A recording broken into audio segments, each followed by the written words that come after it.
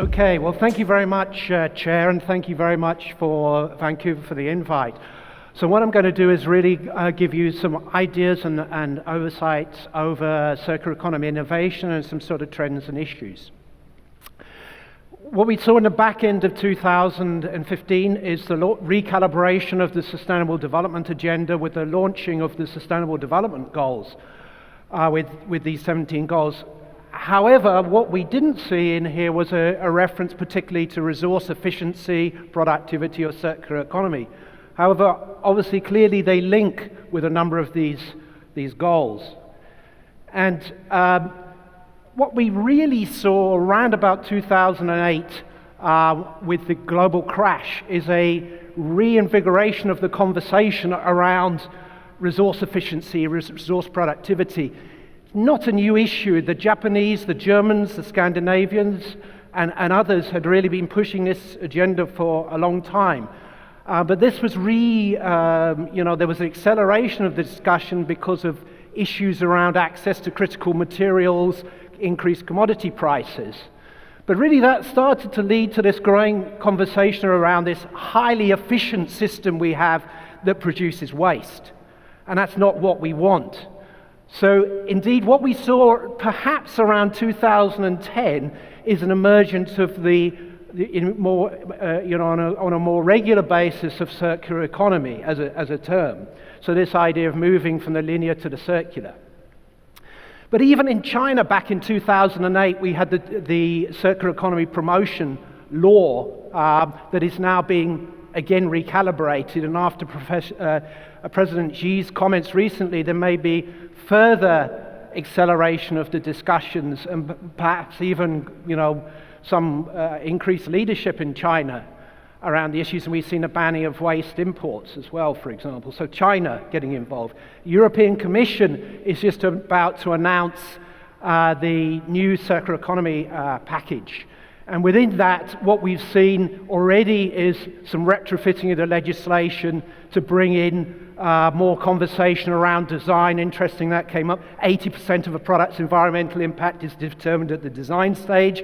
So what we're seeing is a standards activity happening around repair, remanufacturing, etc. So things are moving forward. The Netherlands announced a 2050 program. The Finns also announcing a new program, and indeed the Swedes now announcing a tax program to try and stimulate repair. But it's important to remember things go in waves. Maybe 2000s, this is a very broad brush comment, it was about climate change, but maybe this decade is around resource efficiency, productivity, and circular economy, but the next decade may be about water. So it's really important we keep things in perspective. Circular economy is part of a broader sustainable development discussion. We can't just get involved into the silos on this. So thinking about circular economy, we've got the classic butterfly diagram from EMF and the idea of designing for biological systems and technical systems to keep that highest value in the system for the longest possible. But things, as inevitably in life, are not as simple as that. Most products, or many products, have mixed materials. This is a pair of socks. It includes filaments from waste plastics, it includes cotton, and it includes elastomer. So on the one hand, it's moving in the right direction, but we get to the end of life, we've got a problem with three materials, and the product's not designed for disassembly.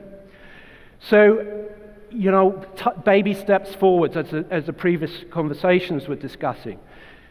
As was mentioned, UK has just launched the British Standard on implementing circular economy principles in organisations. What was unusual about this standard is that we piloted this standard as certain clauses with organisations, leading organisations. And what we found was this: even amongst leading organisations in the UK, none had really clear strategic plans and visions over circularity. We'd even seen some organisations announce commitments to circular economy at a high level, and without circular economy being discussed with staff, this has created chaos because we had different perspectives in the organisation. So there's an issue about getting the vision and the buy-in. And in the standard, we also very much looked at the different terms, and in reviewing this for this conference, I noted that we didn't have a definition for maintenance in there. Very important in terms of preventative side. We also found that topics like upcycling, there's no definition in standards or the laws about that, yet upcycling is happening. What we also found was the interchangeability of a number of the terms. So what I would term a white goods company that I was involved in some discussions with, they were clearly a refurbisher. But in the discussions with them in certain workshops, they define themselves as being materials recyclers. So we haven't got a common language. And if you don't got a common language, you can't communicate. So this is very important. Again, in kicking off circular economy principles and thinking on organizations, we need to start at the beginning. So the idea of developing pilots around processes or products or even new business models. And a lot of conversation around new business models in circular economy circles. But if you're a large, complex organization, you are not going to change your business model unless there is a significant opportunity or threat. So a lot of the conversation is going to be around how you re-engineer your existing processes. It's going to be the smaller, innovative companies that maybe open up these disruptive opportunities. We're seeing companies like Philips, for example, who have importantly re-engineered their 6 focal areas of eco-design now to bring in circularity, and they're starting to develop a more systemic approach to how they tackle the issues, from thinking about servicing and maintenance through refurbishment to parts harvesting to materials recycling, so at different levels. But even within this, Philips may be using the word refurbishment, but in certain networks I'm involved in, others might term this remanufacturing. So no common discussion. Others, like HP, developing similar models, and we may hear about that from another speaker. A really key important point that I'm recognizing from a book I'm preparing now on designing for a circular economy is that circular economy is not about end of life. It's about the use phase in the life cycle. It's about developing multiple lives and designing for durability. So that's the focus, not the end of life. Materials recycling should be way down the line. What we're also seeing is a number of entrepreneurs really engaging in the conversations. We've got iFixit from the US, who developed high-quality tutorials to show you how to fix and repair your product. It shows you how to diagnose, then fix, and then the business model is they sell the tools and the spares to fix your own product. This is also picking up on a new trend towards self-repair amongst some people. We also have Freytag Bags. These are bags made from waste tarpaulins in the Museum of Modern Art as a modern-day design classic. Another entrepreneur picked up the idea of reusing fire hoses to produce bags. This is sold into Harrods. So creativity plus weight equals business.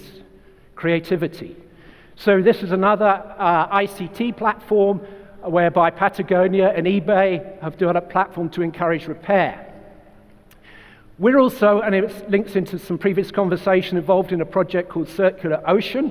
We're looking at the whole issues around the 640,000 tons of nets and ropes that are going to the sea each year. And you're seeing the dumping, you're seeing problems in ports and landfilling of many of these ropes. What we're starting to look at is, could you recalibrate to develop products? So that we've found active repair going on for some large-scale nets, reuse potential, logistics, even some chemical recycling processes to produce second life filament, and a range of other products, including carpet tiles. An example also of an entrepreneurial organization is Bureo, Chile, US.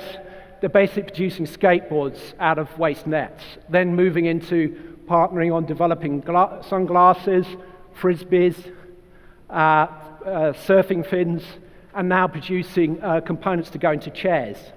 But also they have a triple bottom line model where they're investing back in their communities. So the idea should be, how can we reutilize this resource in local eco-innovation systems to produce businesses and products, and not lose that value in the ports and fishing communities. We have, interestingly, the first stages of companies developing 3D printing technologies to use the filaments.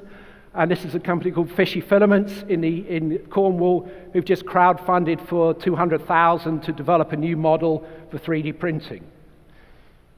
And maybe there's an opportunity for new labs to develop those products. And in closing, maybe we're also seeing a paradigm shift going on in this area where, at two levels. Bottom up, a new movement of what I'm terming makers, modifiers, and fixers, much more decentralized, that are able to potentially produce more low carbon and circular solutions. And within this, a number of trends that I don't have time to go into, but part of this is new places and spaces where people are coming together to develop products, including repair cafes. At one end of this, on the fixing end, nearly 1,400 of these in the world, 24 in Canada. I run one, haven't got a lot of time to go into this today, but we're generating a real impact here. And it's also not just about repair, it's also about community engagement. Essentially, people bringing broken products to get them repaired in community situations. And finishing, the other high-level conversation is around Industry 4.0, cyber-physical systems, this new enabling technologies, artificial intelligence, robotics, etc., to move production systems forward. We've got the first advent of those Industry 3.0 robots that are able to do this. This is the Apple Liam robot, which will disassemble your iPhone in 11 seconds. But the next level, Industry 4.0 robots, are going to be those robots that essentially will be able to recognize any product through sensors and databases and artificial intelligence within certain parameters.